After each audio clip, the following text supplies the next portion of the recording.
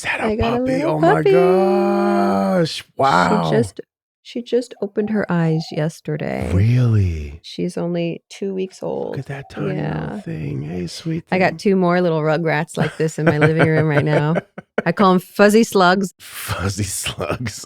because they just kind of like crawl around on their front legs and their back legs just kind of aren't really useful yet. So they just crawl around in their bellies and their front legs. It's so cute. Look at your little. Yeah. So here's the story. They're not even my dogs, but I have this beautiful neighborhood of Balinese families, and this people across the street have a little short-legged dog named Lala, who has sort of semi-adopted us. So she comes over every day and eats at our house Yeah. and then goes back home.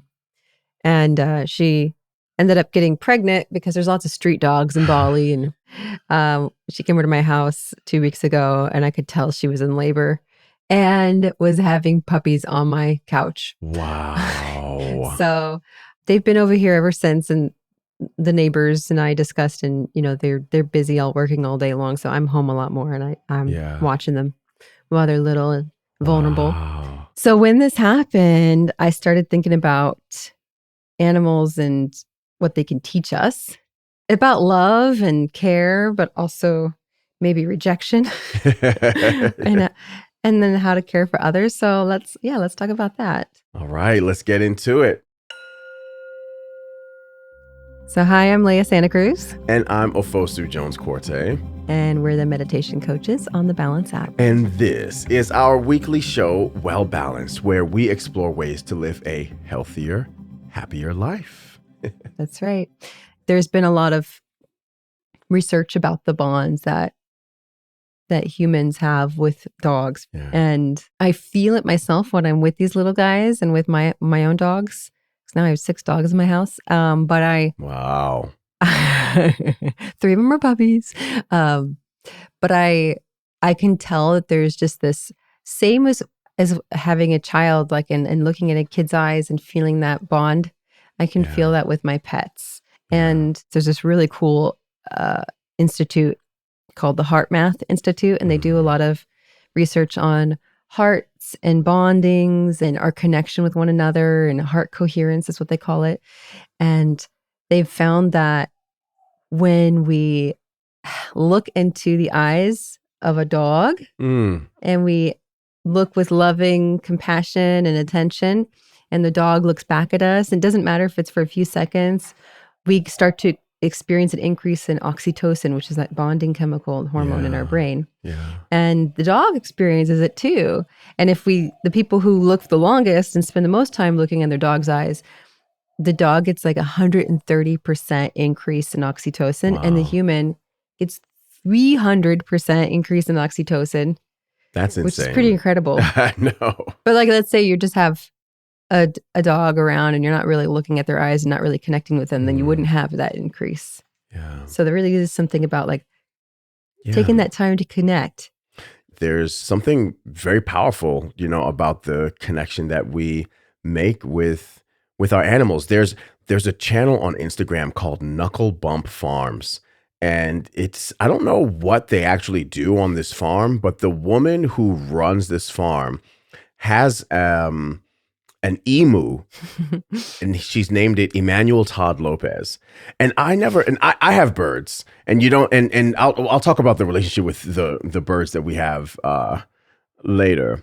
But like, the relationship that you see her have with this giant emu, they've clearly have an emotional bond with one another, and the emu falls asleep in her lap sometimes, and they're quite affectionate. And speaking for myself, I didn't really think about birds as being like affectionate animals, and but you see that there. You see that if you go to Knuckle Bump Farms Instagram page, you're in for a treat. We had a bird that was very affectionate with my stepdad, with one person in our household. Yeah, she just loved him. And could care less about everyone else. Well, there we go. Talking about rejection when it comes to animals and how to deal with that. We have 2 parakeets, Lapis and Peridot. Peridot laid eggs, and one of them hatched, but the 2 didn't. And then I mean, we went through so much stuff, like trying to just, all the internet stuff. But the one thing that they kept saying is that like there's such a high chance that that little baby's gonna die, Mm. and the baby bird's gonna die. And unfortunately, I remember hearing it hatch and the little cheep cheep cheep, and then but a few days later she passed, or it passed away. Mm. And Lapis and Peridot were kind of never the same after that. Yeah. Peridot just kind of cut off all contact with humans. Like she does not want to be pet. She doesn't want to get on your finger, anything like that. Lapis is the boy, and Lapis will get on your finger. And we keep them in an open cage, so they fly around the house, and it's just kind of madness. It's easy to assume that we're the only ones capable of feeling that kind of anguish, but I think animals do. We see that with the cows and with, other horses. I grew up with horses and pigs and goats and chickens and bunnies and dogs and cats, like a whole lot of hobby farm animals. And it's easy to see that they have so much empathy. More than we give them credit for, and they're otherwise pretty content. And that's because they're just so present. They're like, in this moment, everything's okay, and I can relax and I can take a nap. And we as human beings are not so easily present and mindful of like, hey, in this moment, everything's actually okay. There's no big threat in this room. So I actually don't need to be in this fight or flight response. And so I think we can learn something from the presence and mindfulness of animals. Yeah.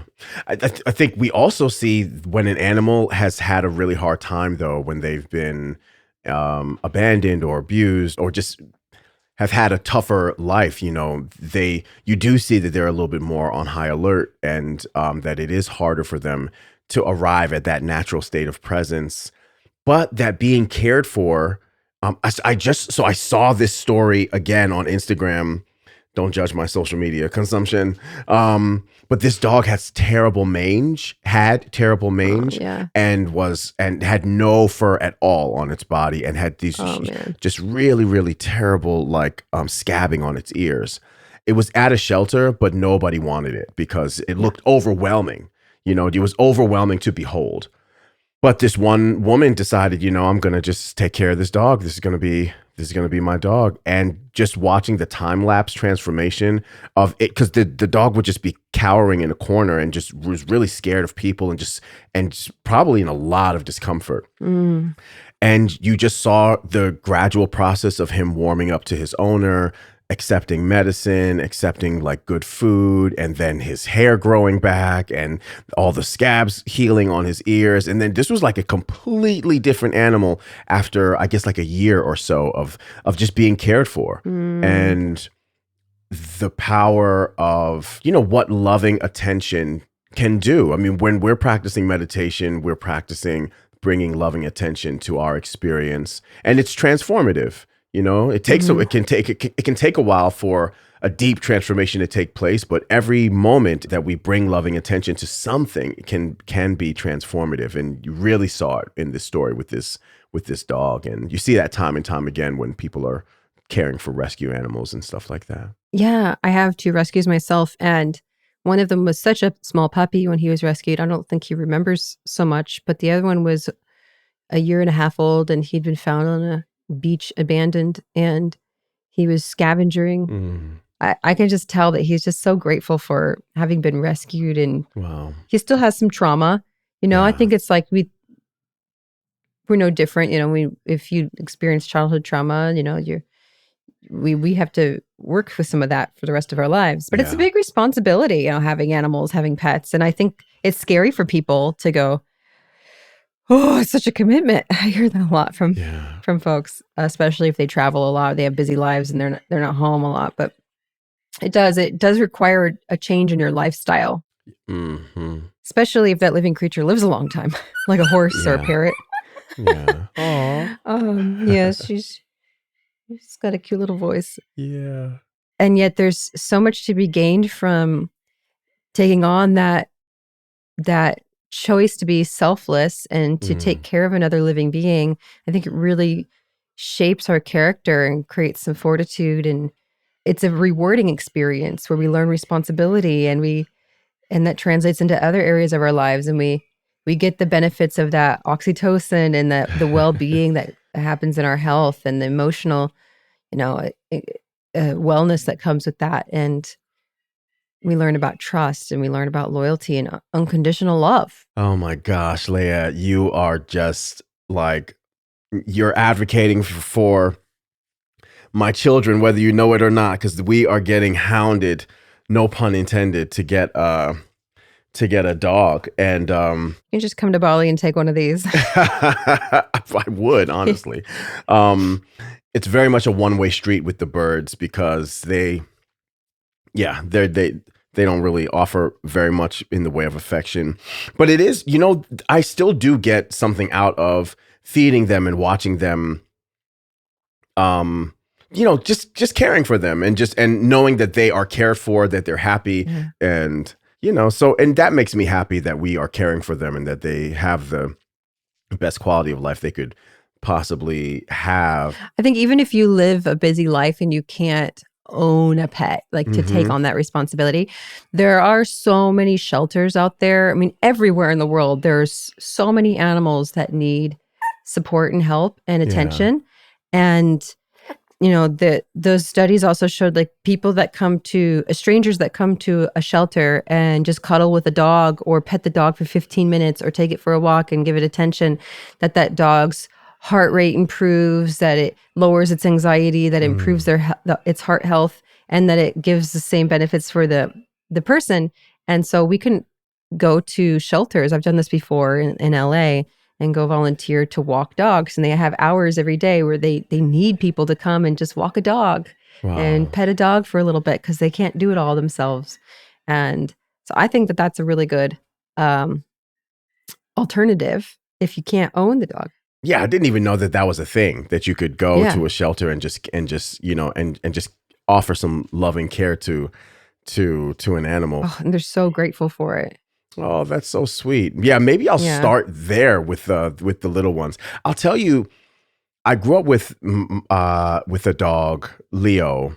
Got him when when I was 12 years old, and he lived until I was 28. So 16 years. Is that the math? Yeah.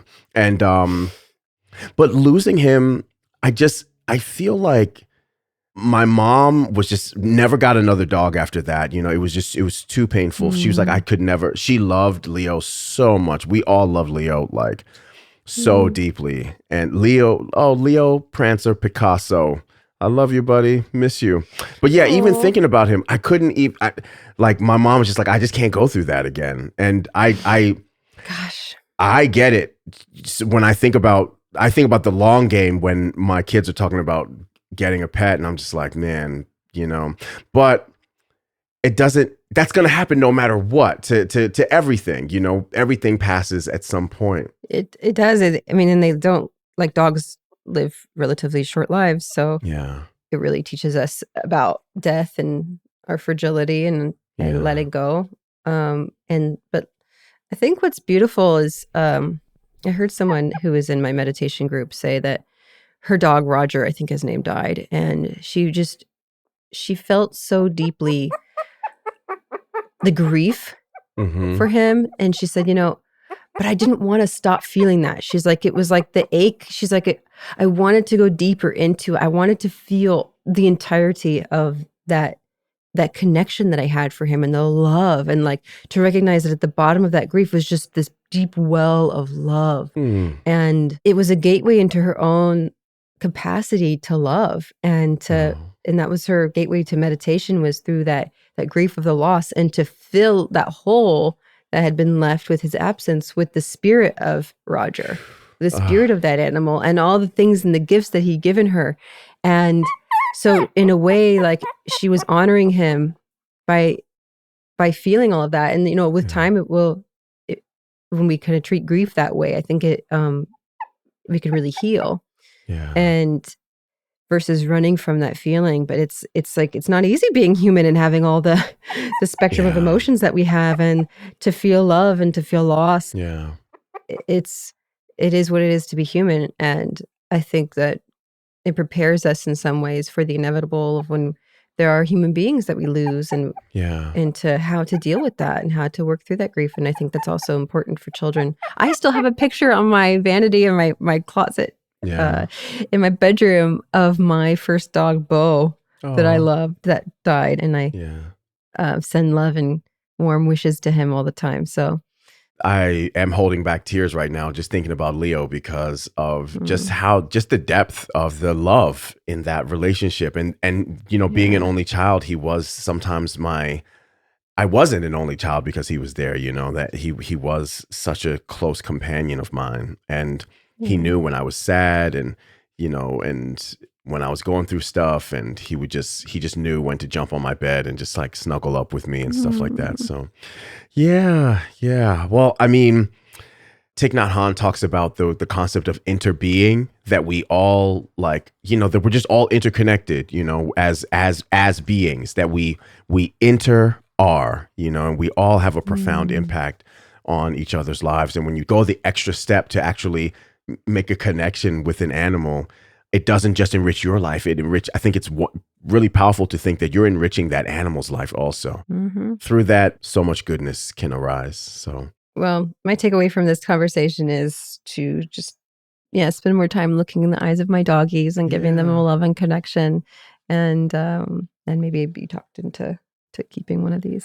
I think, Leia, I don't think you have a choice. I think one of those fuzzy slugs Maybe is this one. yours. Yeah, Yeah. it's my Yeah. favorite. I think it's happening. Anyway, I'm not going to push it. I'm not going to push a third dog on you, but yeah. Well, thanks for joining us, and spend some time walking your own pets and connecting Yeah. with your own pets, and see the benefits that it brings to your life and to theirs. Oh gosh, let's look at this puppy one more time. Oh my gosh. Look at you. Look at those little eyes. Oh, hey And if you're not there. already, head over to our page Mhm. on YouTube or Spotify to watch the video version of this episode. And we've got links in the show notes. And if you like our show, please shout it from the rooftops. Tell your family, tell your friends, tell your pets. Every shout out, every bark, every meow helps us grow this community. So, yeah, please let folks know what's up. And we'll be back next week with a conversation about music that can switch your brain into a flow state, which I'm Uh-oh. excited about. Yeah. Until then, have a beautiful week. Be kind to yourself and be kind to the animals in your life. Take care. Peace. Bye. I'm going to try to stare into the eyes of my birds and and see if, see if I You get. report back on that. Yeah, I'll let you know how that goes.